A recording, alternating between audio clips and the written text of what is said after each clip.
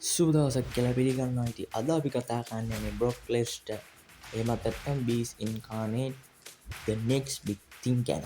එහෙනම් වීඩියෝ එකෙන් set.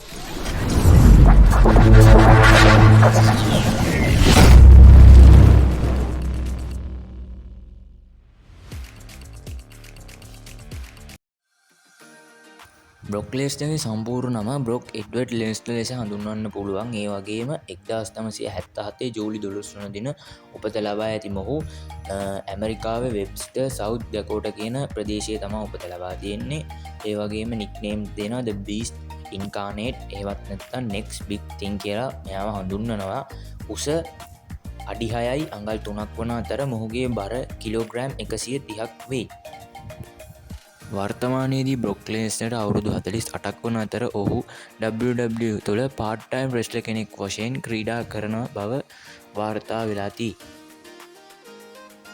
සේබල් හෙවත් රෙනා මාලඩ් ග්‍රීක් ලෙස අපිට මෙයා හඳුන්වන්න පුළුවන්. මෑද WWE 90 දශකයේ නිවේදිකාවක් ලෙස කටයුතු කර ඇති අතර එහිදී මාක් මෙරෝ කියලා හිටපු WWE සුපර්ස්ටාර් කෙනෙක් සමග විවාහ වෙලා සිටි ඇති අතර පසුව ඔවුන් දෙදෙනාගේ වෙන්වීම තුළින් 2006 දී බ්‍රොක් ලෙස්නර් සමග විවාහය සිදු වෙනවා.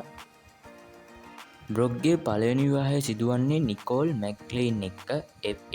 එතකොට ලෙස්නර්ට ලුක් ලෙස්නර් සහ මියා ලින් ලෙස්නර් කියලා දරුවෙකුයි දියණියකුයි හම්බ වෙනවා. පසුව සේබර් සමග විවාහයෙන් පසු ටර්ක් ලෙස්නර් සහ ඩුක් ලෙස්නර් කියලා පිරිමි දරුවන් දෙදෙනෙකු හම්බ වෙනවා. වර්තමානයේ වන විට බ්‍රොක් ලෙස්නර්ට දරුවන් 4 දෙනෙක් ඉන්නවා. පිරිමි දරුවන් 3 දෙනෙක් සහ එක් දියණියක්. ඔවුන්ද මේ වෙද්දී එක ක්‍රීඩා සමාජවල සහ විවිධ ප්‍රෝරෙස්ලිං ආයතනවල කටයුතු සිදු කරමින් නියැලෙන බව වාර්තා වෙනවා.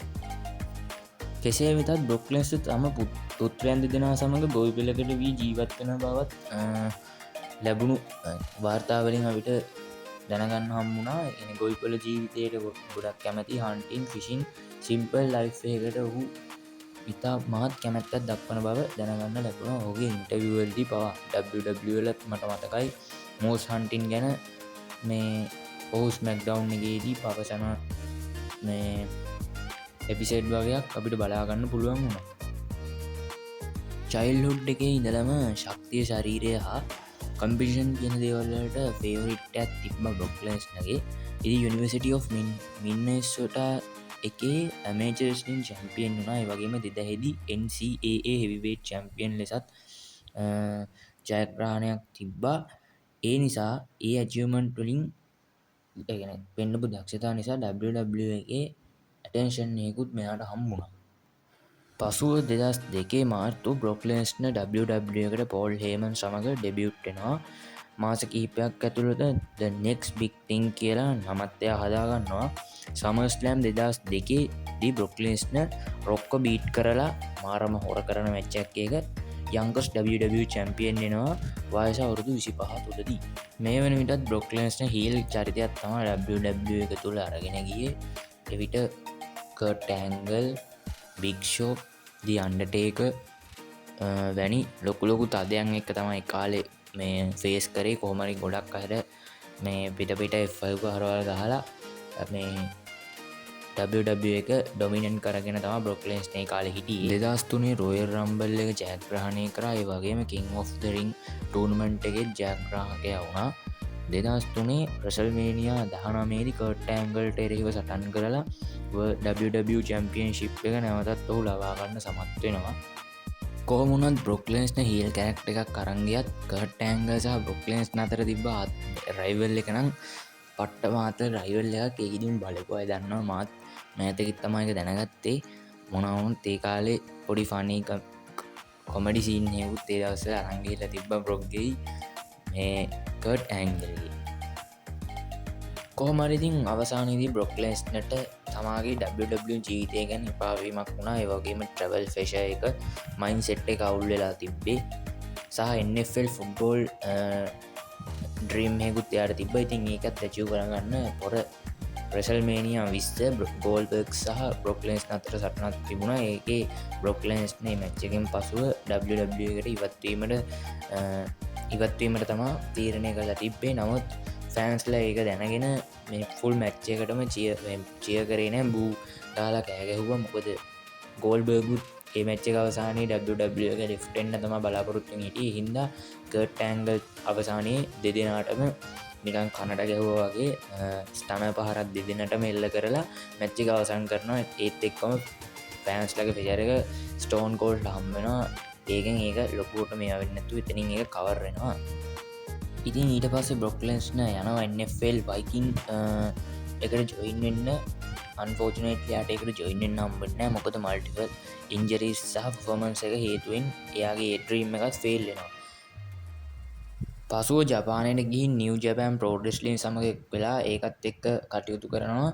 එහිදී IWGP චැම්පියන්ශිප් ශූරතාවේ දිනා ගැනීමට බ්‍රොක්ලෙන්ස සමත් වෙනවා. පසුව රියල් ෆයිට කෙනෙක් විදිහට කටයුතු කිරීමේ ආසාාව මත බ්‍රොක්ලේන්ස්න UFC ඔෆිසිියලි ජොයිනෙන 2008 ෆස් UFC ෆයිට් එක ගෙනියන්න කෙන් හෙරින්ට එරෙහිව එහිදී පහසුවෙන් ඔහුව ඩොමිනට් කල්ල පරාජය කරනවා. ඊට පස්සේ 2008 UFC කැරිය රවුන්් එකේ දෙවනි ෆයිට් එකේදී රැන්ඩි කොචර්ස් කියල කෙනෙක්ට විරුද්ධ සටන් කරල එයා ලෙටන් චැම්පියන් කෙනෙක් ඒ වගේ කෙනෙක්ව පරාද කරලා මේ ටයිටල් එක ජයග්‍රහණය කිරීමට සමත්වෙනවා. ඒ ෆාස්ටස් UFC හෙවිවේට් චැම්පියන්ශිප් වුණ අවස්ථාවක් ලෙස සලකන්න පුළුවන්. ඒ වගේම එහිදී UFC රසිකයෝ සහ ප්‍රේක්ෂකය පුදුමයට පත් වුණා රෙස්ට කෙනෙක් කොහොඳ මේ වගේ දෙයක් කරන්න කියලා. කොහොමරි 2010 වන විට බ්‍රොක්ලන්ස්නට හෙල් කේස සහ ස්ටමක් ඩිසිස එකක් ඒ වගේ ගැටලු කාරී අවස්ථා නිසා බ්‍රොක්ලන්ස්නට දිගුකාලින රෙස්ට එකක් ගැනීමට අවශ්‍යතාවයක් සිදුවනා. ඒ ප්‍රතිඵලයක් ලෙස පසුව චැම්පියන්ශිප් එක කෙයින් විලාස්කේස්ට ට්‍රොප් වුණා. මොකද තොළ බ්‍රොක්ලන්සට 60% වගේ ප්‍රතිශතයක් විතරයි බොඩි හෙල්ත් එක තිබ්බේ. ඉතින් කනගාටුදායක විදිහට බ්‍රොක්ලන්ස්න 2011දී ටෙම්පරරි UFC වලින් අයින් වෙලා නැවත 2012 බ්‍රොක්ලන්ස්න WWවලට පිවිසෙනවා. බ්‍රොක්ලේස්නගේ කතාවටික ක්‍රෝමරින්ස්ගේ කතාටට නිගහින්න මම හිතුවා මෙතනින් මේ කොටසක් විදිහට මේක නවත්තන්න. ඉතින් අපි දෙවනි කොටසික් මන්ටම බලමු.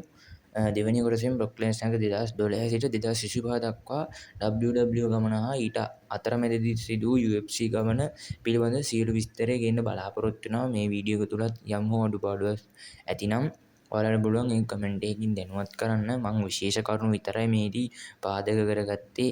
නැත්තම් බ්‍රොක්ලන්ස්නගේ අර ටැග් ටීම් ටයිටල්ස් පවා ඉන්ටර්කන්ටිනෙන්ටල් එක පවා ජයග්‍රහණය කරපු අවස්ථාවන් තිබ්බ. මම ඒවා මේකෙදි යොදාගත්තේ නෑ ගයිස්.